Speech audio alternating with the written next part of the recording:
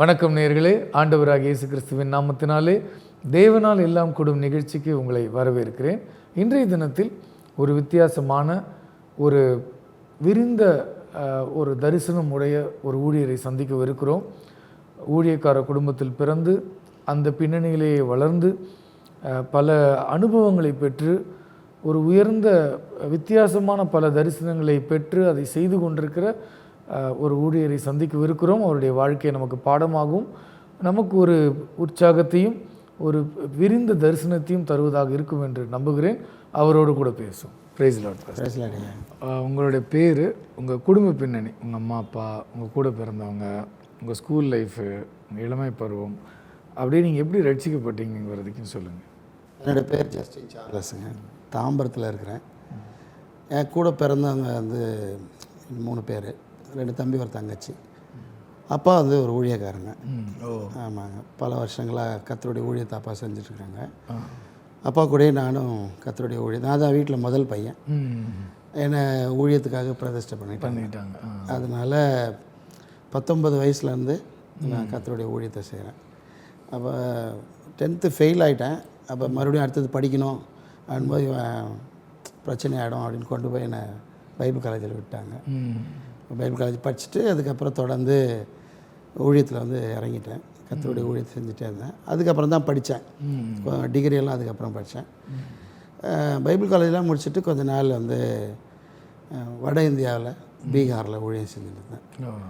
அதுக்கப்புறம் ஆண்டவர் என்னோட பேசி கர்நாடகாவில் போய் ஊழியம் செய்யணும்னு சொல்லிட்டு வந்துட்டேன். அங்கேருந்து இங்கே வந்துட்டு கர்த்தருடைய கிருபையில் கர்நாடகாவில் ஒரு 2 மாநிலங்கள், ஷிமோகா, சிக்மங்களூர் அப்படின்னு 2 முக்கியமான இடங்களில் கர்த்தருடைய ஊழியத்தை செய்ய கர்த்தர் கிருபை செஞ்சார். நிறைய ஊழியக்காரர்களை அங்கே இப்போ கர்த்தர் கிருபை செய்தார். அப்பா அம்மாவுக்கு இன்னும் உயிரோடு இருக்கிறாங்க. நல்ல கிராமங்களில் சபைகளில் நடத்துகிறாங்க கர்த்தருடைய கிருபையில். நான் தான் மூத்த பையனால் என்னை பிரதிஷ்டை பண்ணனால நான் ஊழியம் செய்கிறேன். எனக்கு அடுத்த தம்பியும் கர்த்தருடைய ஊழியம் செய்கிறாரு. நான் கல்யாணம் பண்ண பொண்ணு வீட்டில் அவ்வளோ பேரும் பாஸ்டர்ஸு. அவங்க ஒரு 13 பேர் மொத்தம். அந்த 13 பேரில் நான் வந்து கட்டினது வந்து 11வது பிள்ளை கல்யாணம் பண்ணேன். எல்லாமே பொண்ணு எடுத்தவங்கெல்லாம் பாஸ்டர். இப்போ அந்த ஆண்கள்லாம் வந்து ஒரு பாஸ்டருடைய மக அது மாதிரிலாம் கல்யாணம் பண்ணி எல்லாமே கர்த்தருடைய ஊழியத்தில் இருக்கிறாங்க. ஸோ அட்மாஸ்பியர் வில் பி இப்படி மொத்தமாகவே கர்த்தருடைய ஊழியம் தான். கர்த்தருடைய ஊழியம் செய்கிறோம். நான் வந்து the synod of apostolic evangelical mission அப்படின்னு ஒரு ஸ்தாபனத்தை ஆரம்பித்து கர்த்தருடைய கிருபையினால் அநேக கிராமங்களில் பட்டணங்களில் ஊழியங்களை ஸ்தாபிக்க கர்த்தர் கிருபை செஞ்சுருக்கிறாரு. இப்போ ஒரு பெரிய சபை கட்டிகிட்ருக்குறோம். ஆதனூர் அப்படின்னு ஒரு கிராமத்தில். கர்த்தருக்கு சித்தமானால் அடுத்த மாதத்தில் அது முடிஞ்சு ஆதனூர் படைப்பைக்கு முன்னாடி அதே தான் ஐயா. அதான் ஒரு பெரிய சர்ச் ஒன்று கட்டுறோம். இந்த நிறைய அந்த ஹெல்ப்பெல்லாம் சப்போர்ட்ஸ்லாம் நின்ன பிற்பாடு அதை கட்டி முடிக்க முடியாது, கஷ்டப்பட்டு இப்போ தான் ஒர்க் நடக்குது. மேபி நெக்ஸ்ட் மந்தில் கர்த்தருடைய கிருபையினால் திறந்துருவோம். அப்படி ஒரு மணிவாக்கம் என்ற ஒரு வில்லேஜில் அங்கே ஒரு சர்ச் வச்சுருக்கிறேன். நானே என் ஒய்ஃபு 3 நேரமாக கர்த்தருக்கு ஊழியம் செய்கிறோம். மூத்த பையன், எனக்கு 2 பையங்க. அவர் முதல்ல வந்து ஒரு சின்ன சோஷியல் ஒர்க் பண்ணிக்கிட்டே என் கூட ஊழியம் செய்கிறாரு. சரி. அடுத்த பையன் வந்து டாக்டருக்கு படிச்சுருக்கிறாரு. கர்த்தருடைய கிருபையில் தொடர்ந்து இந்த ஊழியங்கள் அப்படியே ஓடிட்டு இருக்குது ஐயா. இவ்வளோ இதுதான் எங்களுடைய குடும்ப பின்னணி. ஓகே. தேவனுக்கு மகிமையாக ஓடிட்டு இருக்கிறோம். நீங்கள் இப்போ ஊழியக்காரருடைய குடும்பத்திலே பிறந்து அந்த ஒரு என்வாயன்மெண்ட்லேயே நீங்கள் வளர்ந்ததுனால தனியாக எப்படி ரட்சிக்கப்பட்டீங்கன்னு கேட்டால் உங்களுக்கு கரெக்டாக இல்லை தேர் இஸ் அதுவும் இருக்குது அதுவும் இருக்குது. எப்படின்னா ரட்சிக்கப்பட்டது அப்படின்னா அப்பா அவர் கன்வென்ஷன் பிரசங்கர். அவர் போகிற இடங்கள்லாம் பைபிள் வாசிக்கிறது, பாட்டு பாடுறது, வர்ஷிப்லாம் நடத்துறது இப்படிலாம் இருக்கும். பட் பள்ளி வாழ்க்கை அதெல்லாம் கொஞ்சம் வித்தியாசமாக தான் இருந்துச்சு. அங்கே ஒரு லைஃப், இங்கே ஒரு லைஃபு இருந்துச்சு. நல்லா பாடுவேன் நான். பாடினே இந்த திடீர்னு என்னுடைய த்ரோட் வந்து அடைச்சிச்சு. சின்ன டாக்டர்ஸ்லாம் சொன்னாங்க, அந்த காலத்தில் டாக்டர் அலெக்சாண்டர்லாம் இப்படி கத்தி வச்சு அறக்கணும் அப்படிலாம் சொல்லி பண்ணாங்க. ஏன்னா உள்ள பெருசாக என்னமோ ஒரு கட்டி வந்துச்சு அப்படின்னா. அப்போ பல டாக்டர்ஸ் அன்றைக்கியும் வந்து என்ன சொல்லிட்டாங்க, ஆப்ரேஷன் அப்படின்ட்டாங்க. எனக்கு ஆப்ரேஷன்னா கொஞ்சம் பயம். இந்த இடத்துல அசிங்கமாக தெரியும், வேறு நம்ம எங்கே இருக்கிறோம் அப்படின்ற மாதிரி. அப்போ ஜோம் பண்ணோம். எல்லாம் வர ஊழியக்காரங்களாம் அப்பா பார்க்குறவங்களாம் எனக்கு அது ஜோம் பண்ணுவாங்க. என்னை பார்த்து பாவம் அப்படின்வாங்க. அந்த பாவன்ற வேர்டு எனக்கு ரொம்ப பிடிக்காது. இதை பார்த்தோன்னே பாவம் ஜஸ்டின் பாவம் அப்படின்னு சொல்லுவாங்க. அதெல்லாம் ரொம்ப கஷ்டமாக இருந்துச்சு. சரி, உலகத்தையும் சபைக்கும் இப்படி பாதி பாதியாக இருக்கிறோமே, why don't you சேஞ்ச்? இதுக்கு நீங்கள் ஒரே ஒரு நல் செட் வந்து கடவுள்கிட்ட போனால் மட்டும்தான் கரெக்ட் அப்படி சொல்லி ஒரு வனாந்தரம், நம்ம வீட்டுக்கு பின்னாடி ஃபுல்லாக வயலுங்க ஐயா.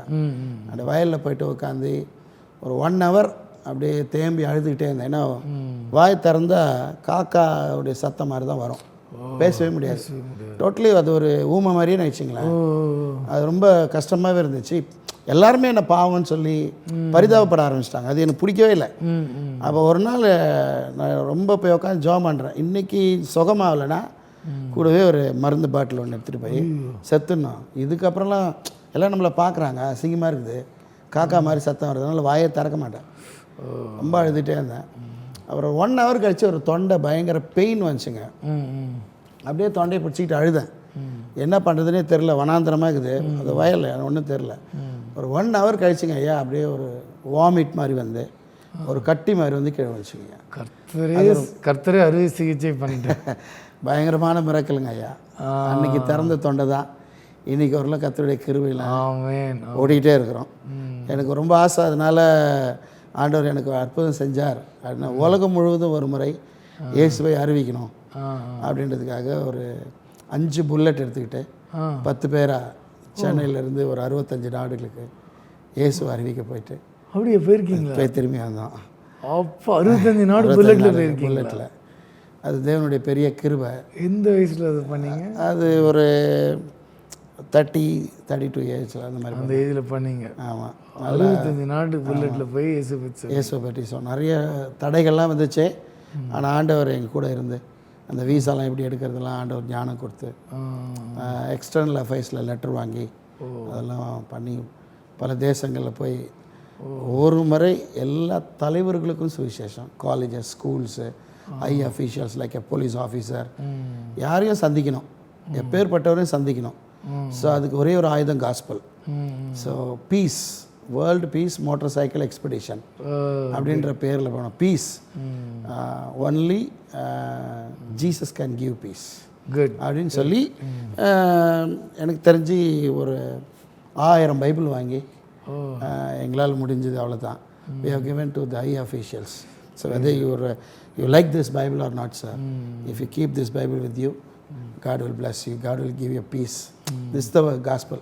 Okay. Not much more than, because they are not able to wait for us. Correct. ரொம்ப நேரம்லாம் உட்கார மாட்டாங்க. 2 வார்த்தை ஒரு கையெழுத்து போட்டு ஒரு blessing லெட்டர் கொடுங்க அப்படிலாம் சொல்லுவாங்க. அந்த வேயில் God has blessed us like anything. நிறைய வாசல்களை திறந்தார். நிறைய நியூ ஃப்ரெண்ட்ஸ் எல்லாம் மீட் பண்ணோம். வித்தியாசமான கிராமங்களை சந்தித்தோம், வித்தியாசமான ஆட்களை சந்தித்தோம். நிறைய பேருக்கு இயேசுவை பற்றி சொல்ல, ஜெபிக்க, நிறைய ஹீலிங் ஆன் த வேல, நிறைய பேருக்கு சாங் அடிச்சு கடைசியாக அந்த 22 days வந்து பர்மா பார்டரில் ஸ்டக் ஆகிட்டோம். அங்கே வந்து Burma they never allow us. அதனால் அங்கே ஒரு 22 நாள் தங்கியிருந்த போது அந்த 22 நாளில் அது கிறிஸ்டியன் ஸ்டேட், அது மணிப்பூரில் மோரேல்ன்ற இடத்துல தங்கியிருந்தோம். ஈச் அண்ட் எவ்ரி டோர் நாங்கள் உள்ளே போய் பார்த்தபோது பாவம் ஜனங்க வறுமையில், வேதனையில், போராட்டத்தில் வாழ்கிறாங்க.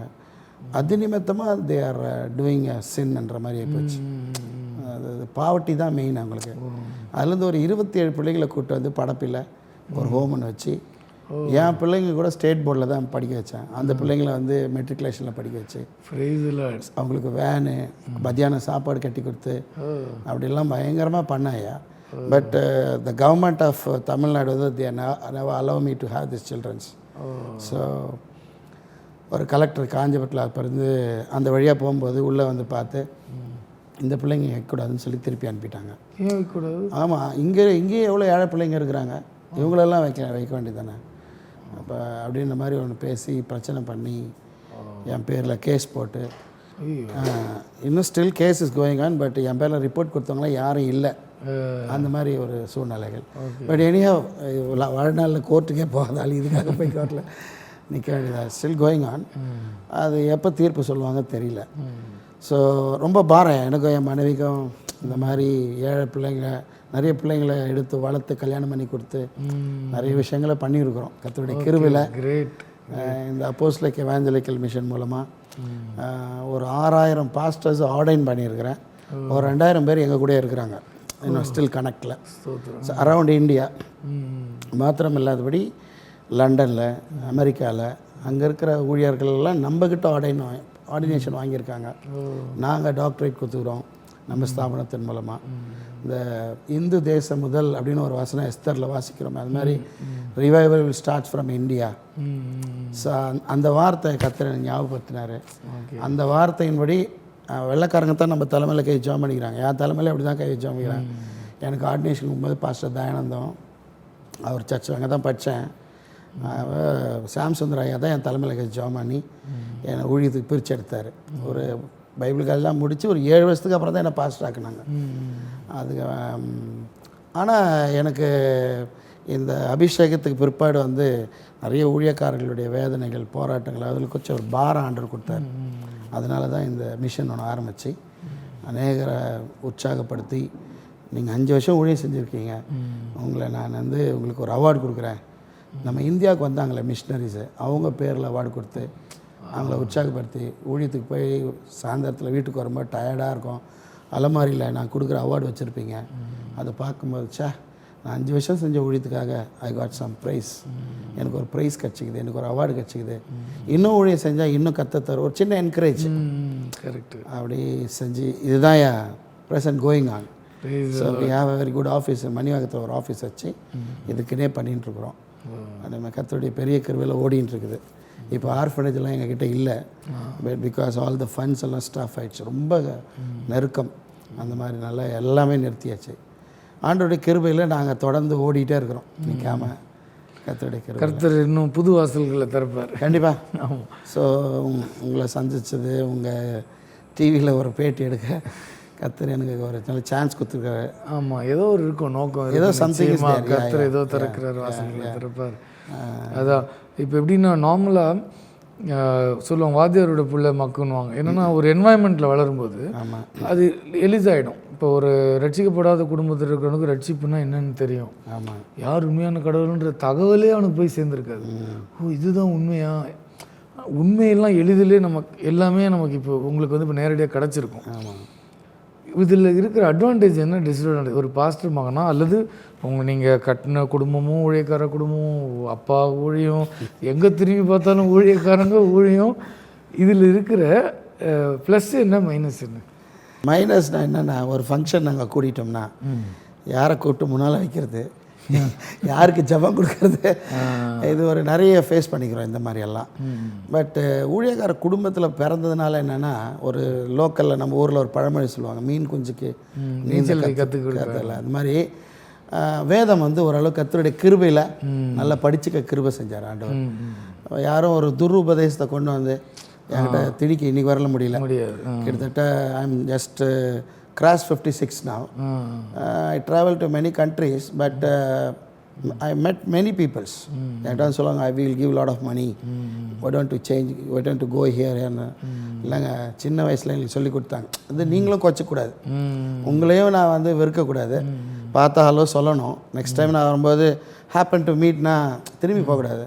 இல்லை, எங்களுக்கு பிதா குமாரன் பரிசுத்தாவி அப்படி தான் சொல்லி கொடுத்துக்கிறாங்க, நீங்கள் இப்படி சொன்னால் எனக்கு புரியல, சாரி, இப்படி வந்து ஒதுங்கிடுவேன் நான். கரெக்ட். சம்டைம்ஸ் அந்த என்ன ஒருத்தருக்கு வந்து அவங்க அகேன்ஸ்ட் ஆகக்கூடாதுன்றதுக்காக என்ன நான் ஒதுக்குவேன். புரியுது. அதில் போயின்னுக்கிறேன். பட் நிறைய ப்ளஸ்ஸு சொல்லலாம் ஐயா, நிறைய ப்ளஸ் சொல்லலாம். வேதம் எனக்கு தெரியுது, எப்படி ஊழியத்தில் நிற்கணும், கஷ்டம் நஷ்டம் எல்லாமே தெரியுது. இந்த இடைப்பட்ட வேலையில் ஒரு சின்ன பிள்ளைங்களாக இருக்கும்போது நம்ம வீட்டில் அம்மாவுக்கு வந்து 4வது தங்கச்சி பிறக்கும்போது யூரின் பேக் அடிபட்டுச்சு. அது வந்து ஆப்ரேஷன் பண்ணி எடுத்தாங்க அந்த காலத்தில். அது உட்காந்து யூரின் போயினே இருக்கும் வீட்டில், வீடு ஃபுல்லாக நாற்றம் இருக்கும். பைபிள் சொல்கிற மாதிரி சிநேகிதரும் தோழரும் தூரம் நிற்கிறார்கள்ன்ற மாதிரி எல்லாம் தூரம் நின்னாங்க. ஈவன் அவங்க அம்மாவே தூரமாக நின்று போனாங்க. அது ஒரு 5 வருஷம் வீட்டில் கஷ்டப்பட்டோம். அது ஒரு பெரிய டேர்னிங் பாயிண்ட் எங்களுக்கு. 5வது வருஷத்தினுடைய முடிவில் அப்பா நாங்கள் எல்லாம் சேர்ந்து அம்மாவை நடுவில் உட்காரிச்சிட்டு தங்கச்சி நடுவில் போட்டுட்டு முட்டி போட்டு ஜெபம் பண்ணப்போ ஆண்டவர் ஒரு பயங்கரமான அற்புதம் செஞ்சார். அது யூரின் பேகை மறுபடியும் தைக்கலாம் முடியாதுன்ட்டாங்க. ஆனால் பயங்கரமான மிரக்கல் ஐயா. அந்த மிரக்கலுக்கு அப்புறமா அம்மா இன்றைக்கி வரல உயிரோடு கூட தேவனுடைய ஊழியத்தை செய்கிறாங்க அப்பா கூடவே. அது வந்து ஒரு பெரிய டேர்னிங் பாயிண்ட் எங்களுக்கு. இதெல்லாம் எனக்கு ப்ளஸ்ஸு.